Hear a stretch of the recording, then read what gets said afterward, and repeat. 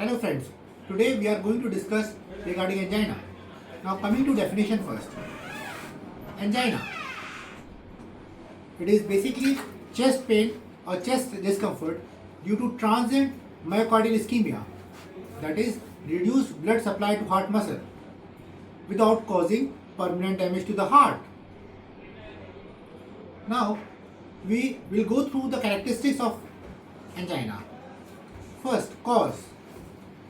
So it is basically due to obstruction of coronary arteries, that is atherosclerosis. Then coming to its nature, so it's pressing, squeezing, heaviness, retroesternal location, radiating towards left jaw or shoulder. Then coming to its trigger, it is often triggered by exertion or emotional stress and after meals. Coming to its relieving factors, it is relieved after taking rest or nitrates. We label the patient to have a typical anginal pain if patient fulfills all the three criteria.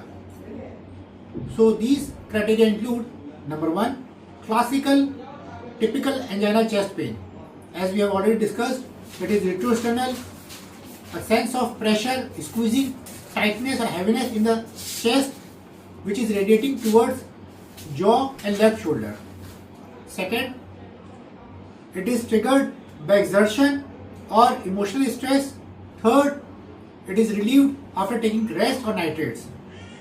If the patient fulfills all the three criteria, we label the patient to have a typical anginal pain. Now coming to second category, that is called as atypical anginal pain.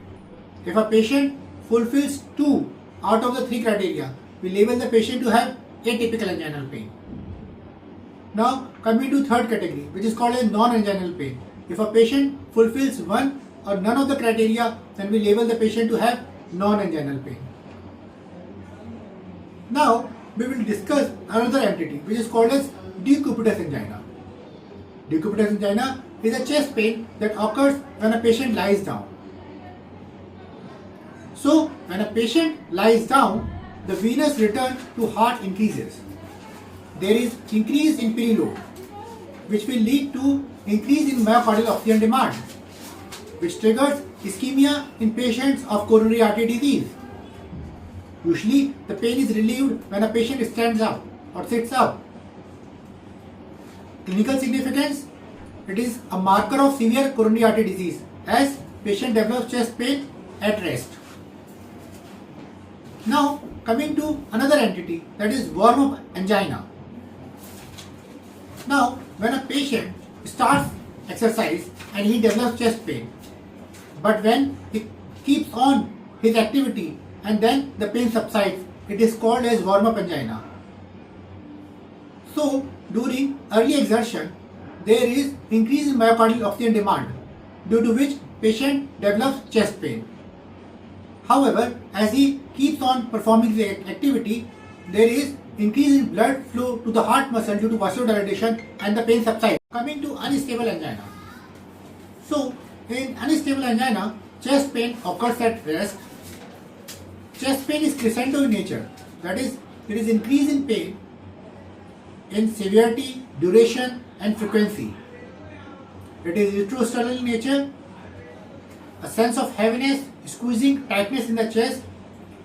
The pain usually lasts more than 20 minutes but less than 30 minutes, and it is associated with other features, for example sweating, diaphoresis, nausea and vomiting.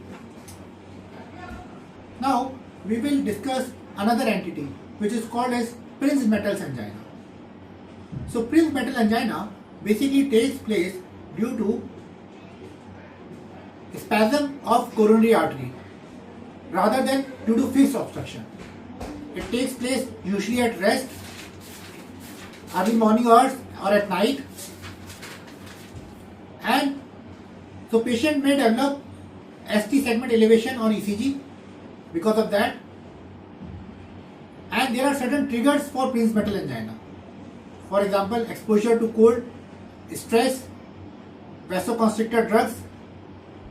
So these patient responds very well to nitrates and calcium channel blockers. Thank you.